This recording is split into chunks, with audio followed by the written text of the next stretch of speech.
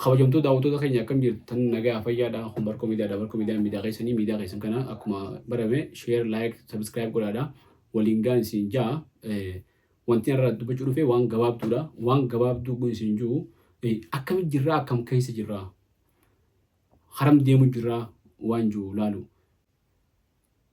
eda galgala akkuma nasiibaatiin miidiyaa kana Facebook maan daldalaa ture reels irra duraan gartee nama jaruma keenya kan Oromoo kanaan laala nama keenya kanaan laala eda ammoo jara gartee afaan Amaaraatiin hojjetu kanaan laala ture jara bashaa kana namoota hedduu namoota feemasota kan hin beekne arge namoota maqaa isaatu hin beekne komediyaan mucaa Yaasinoo komediyaan Yaasinoo irraa eegalii tokkos abbii walalaadha uumaan kajuu tokko maliktanyaa kana duraanis uumaan beekaa footu sana agarre malee isaa eenyu tokko taakurii uumaan kajuu namoota hedduun arge ida laalee jechuudha bira jala deemee viidiyoo isaanii Adonai hedduun hordoof malee isa dhiyeenya jedhamee booda isa baree san duran beekon eenyummaas kabiraatis kadhootanii dhame Joon Daani'el gaafa dhiyoo xiyyaara girgirii godhee uummisanii baree hin hordoofu san booda ammammoo laaleedha namoota hedduun laale ijoolleen tun hundinuu walii dalagu jirtu bu'aa mataa isiitiifis buufatteeti ummataafis buusu jirti miidiyuma hawaasaa kanarra jirti miidiyaa hawaasaa kanarraa TikTok irraa galii mataa isaanii harkatanii maatii isaaniitiif gahanii namoota adda addaatiif sarpiraayis adda addaa giveaway adda addaa kan nu jiran yoo gartan namoota haadha dawwalchiisanii waan haati barbaaddu yoo follow na goote siifiin kannaa jeniin kan nu jiran hordoftoota miiliyoonaan lakkaa'amu qaban waan guddaa takka godhu jiran mucumaan gaafa kan dudullee Adoonaa yommuu kanaa fi Joon Daani'el fi jarri dudullee kunu purposefully itti yaadanii waan san waan godhan fakkaata akka gartee dhageettiin isaanii guddattuuf bizinesaaf akka ajaa'ibaatti dhageettiin isaanii guddattee beekamtiin dabaltee hojii bareedduu dalagu jiran ammoo haa garuu jechuudha dhuunfaadhaan waan isaan dalagan waan biraa hin beekan geemii taphatanii maal ilaalu agarre garuu kontentiin isaan gartee Facebook irra maxxansu jiran waan bareedduudha jechuudha ummata fayyadu jiran miskiinaaf waan takka godhuun nama barumsa dhabe komediyaan ishee turas akkana siibaatti usumaan laalu mucaa tokko kan gartee qaamni isaa faranjii fakkaatu ijoollee bashaati nama mataa kudha wayiiti mana barumsaa sirraan fuudhuu siin barsiifnu jedhanii haadhaan haati san ayyaana dhiyeenya kanaa kitaabota baasan kanarratti arge jeeti waan san yaada ta'eetiin dhageeffadhee arge mucaan san akka baratuuf silkii sii kaayee dawwalaa fi jee ture mucaa tokko san barsiisanii yoo akka takkaan ga'e dalagee jechuun kun namoota hedduu akkasii gargaaru jiran beekamtoonni keenyoomaa dalagu jiran warri afaan Oromoo kun fidaati warra dalagu jiru namoota hanga tokko ubaa lakkaa'amu ni jira huunoo keenya maal godhu jiru arraba irra bobba'ee jira huun siyaasuma tana gartee ta'a ija gorra qamtana siyaasuma gartee duudaa tana oofu jira huun maquma balleessu jira huun taphuma hafla ofirra fixu jira ifiifis ibdandanii ummataafis waa godhuun tunoo yoomiinu ta'u yoo dhageeffattan fakkeenyaaf komediyaa Yaasinoo kana yaaluttiin jiraa je'ee waan hedduu takka hime bu'aa bahee inni keessa deeme sun waan ajaa'ibaati karaa fagoo deemeeti bakka amma jiru tana ga'e kana booda illee bakka guddaa rabbi isaa ga'u deemu jira namoonni beekamtii harkatan kun yaada qaban waliif fidanii ummataaf maaliif wata kan buufne sababa mucaan tokko viidiyoo waraabetti ilma Haayilesillaasee na fakkaata gaayii Solomoon eenyu maqaan isaa makiinaa bitanii dhiyootan amma mana isaatii waa hundi daawwatanii waa mee godhanii fi Adoonaayiifaan sababa gartee mucaan tokko viidiyoo waraabee lakkiseen san hunda hedduu laalee beekadha viidiyoo kana waan kana hunda qaban qaban duraan poodkaastii jaartii hedduu na fakkaata poodkaastii qabdii namoota hedduu jira fiddee haasisiftee Adoonaayiifaan jira kana hunda jarri sun poodkaastii isiidhaa sabskiraayib godhaaf jedhanii waliif afeeran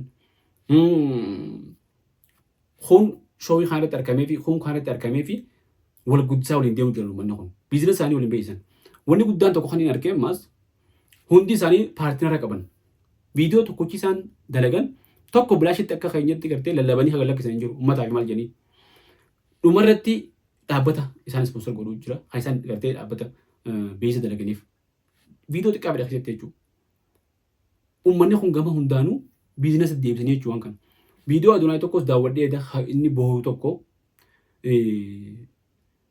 hedduu boo'ee viidiyoo sanarratti hedduu alaanalee akka malatti gartee biyya Kanaadaa yeroon tures haala hamaa keessan ture yeroon dhufuus akka hamaa keessan ture jee guyyaan gartee itti kana waan kana murteessee gama TikTok kanatti seenee ejjennoo mataa kiyyaa fudhadhee as ba'e jee waa hedduu haasa'u waa hedduu irraa baradhe waan san irraayis. Adunaa nama barnootatti laafaatii nama gartee inni nu himee jira laafaatii garuu waa hedduu naa baradhe. Iftee namni gartee waan silaa ta'uu qabu takka hangiyyoon bira taa'aa oola umriin si bira hin teessu ati yoo teessise. Dandeettii ati qabdu yoo ittiin fayyadamii yoo teessise umriin ta'ee deemti dandeettii sana osoo fayyadamin waliin duutaa jechuudha. Jireenya akka gaarii qabne jiraattee. Artistoonni keenya artistoota jaraa fudhadhaa. Yuutuuba isaanii irratti dhaabbata adda addaati wajjin piroomooshinii dalaganii beeksisa dalaganii galii harkatanii haala bareedaan jiraatan. Keenya hoo Oromoo gaafuma du'ee booda yaadan. Artistii hangafaa jechuun warraan Afran Qaroo hundeessan keessaa Abdii Habiib Baraamtaa godhuuf dhiyeenya kana du'e. Irra hedduun Oromoo du'a isaa irra dhageesse amma isin himaa. Dhukkubsachuu jiraa jedhanii namoota hedduutu waywaachaa ture haa wallaannu jedhanii namni dhaga'u tokko hin jiru. Namni dhagees hin jiru. Maaliif xiyyeeffannoon keenya bakka tanaa miti jechuudha. Gaafa inni du'ee gadda isaa boo'uu fa'aa yoo taate malee habiraa jala ce'oo yoo taate malee itti fayyadama miidiyaa hawaasaa kanarratti hedduu duubatti hafnee jira jechuudha. Numaa'uu edda waan murteessan silaa agartee warra afaan Oromootiin dalagan kana hordofumaa baadhee maaliif sammuma teetiifuu sammuma teenyaafuu wanti irraa barattuu fi wanti gartee abdii si kennuu fi wanti si kakaasuu fi wanti mootifeessi godhee hegeree teetillee si garsiisee si kakaasu hin jiru. Hundi booyaa, hundi hamilee wal buusuudhaa, hundi girgiriidhaa, wal arrabsuudhaa, wal tumuudhaa, gandaa fi gandaan kun wal fixuudhaa waan akkana kana jechuudha. Waan akkanaaf haasawuun fedha jechuudha. Amma wanti nana egereefu haasawuu jiru kunu alaanadhaa kana. Egereefu alaanaa kanatti haasawuu jira. Akkana wal godhanii Oromoon akkana taatee jechuudha. Kanaaf alaanaa kanaa fi kana hundatiifne namuu dandeettii qabnu waan nu gale tanuu deemtu oofnee tan deemne dhaabnee yoo deemne malee deemuu dandeenya jechuudha. Waan hin deemne dhiibnetti waan sila deemaa dhiifne. Waan hin deemne dhiifnee waan deemaa dhiibuu qabna amma booda jechuudha. Kanaaf miidiyaa hawaasaa karaa biiznesaatti itti fayyadamuu galii fi guddifachuu maatii fi gargaarachuu uummata fiitiif bu'aa ta'uu godhuu uummata keenya lafa baadiyyaa keessaa uummanni keenya miilaan kiiloomeetira meeqa deemee bishaan dhugaatii fidata. Ijoolleen ni beekna lafa kiiloomeetira meeqa deemneetti baranne mala humsaa dheeyne. Dabtara bitachuuf hangam akka harkan ni beekna. Qalam tokko yoo si harka dhume baalamaan guyyaa akkanaa sii bitan malee qalamni irratee darzanaa bitattee mana kaayattee guyyaa jijjiirrattu hin jiru. Ijoolleen baadiyyaa jechuun wal beekna akka itti barannees. Ammallee akkasuma jira jechuudha. Ijoolleen magaalaa baratatuun ammaan tana kitaabni jiru gaafa keenyallee kitaaba tokko walitti seeqananii baratta. Amma immoo PDF irraa dubbisan. Intarneetiin jiru bilbila harkaan qaban eessatti silkii wal harkaniitu ijoolleen PDF irraa dubbifti. Mana barumsaa keejii waliin geenye jaa mootummaan keejiin sun ammoo akkama jenne kana jirti. Kota shaniin kana gol deemtes keejiin sun amma dhukkee keessaa bakka ijoolleen itti barattu haala hamaa keessa baratti. Yoo san fooyyeessinee hoo walitti dhufnee anumaa fi ati yoo walitti dhufnee waan guddaa dalaguu dandeenya jechuudha. Nama biraa eeguu hin qabnu, mootummaas eeguu hin qabnu, abbaa biraa eeguu hin qabnu. Sochiin naa fi ati gooni qoftiin addunyaa jiru dandeessi biyya dhiisi, uummata tokko dhiisi, ganda tokko dhiisi, harargee dhiisi. Walitti dhufnee waan dandeenyu, hara dandeenyu hirmaannaa goonee uummata kana haa fayyadnu. Namni viidiyoo kana ilaalu jettan, viidiyoo kana warri agartan akkuma mata duree ilaaltanii gartee viidiyoo osoo hin dhageeffanne mata duree ilaaltanii bira kuttanii yoo bira kuttan isin warri bira kutan kun gaafa deebitanii daawwattanii dhufa viidiyoo kana jechuudha.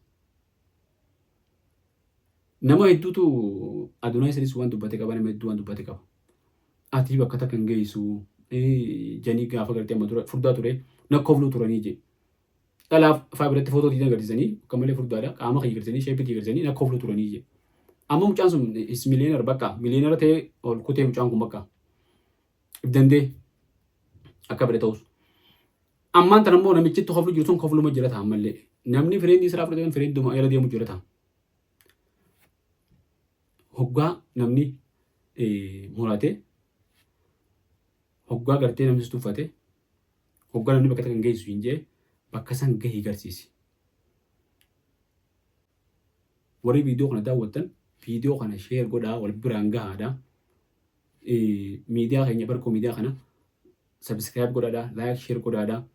Miidiyaa kana fuulduratti immoo guddifnee akka gartee yaadota kana yaadota jaarsaa yaadota ijaarsaa qofa yaada dhaloota fayyadu yaada uummata fayyadu yaada biyya fayyadu addunyaa fayyadu egereef nuu tolu yaada diinagdee nu humneessee akka hawaasaatti nu jabeessu yaada tokkasii qofa akka dhiyeessinu akka cimnee waliin deemnu namoota tattaafatan sadarkaa tokkorra gaanu akka taanuuf viidiyoo kana walii sheer godhaadha walii qoodaadha wal biraan gahaa warri viidiyoo kana agartan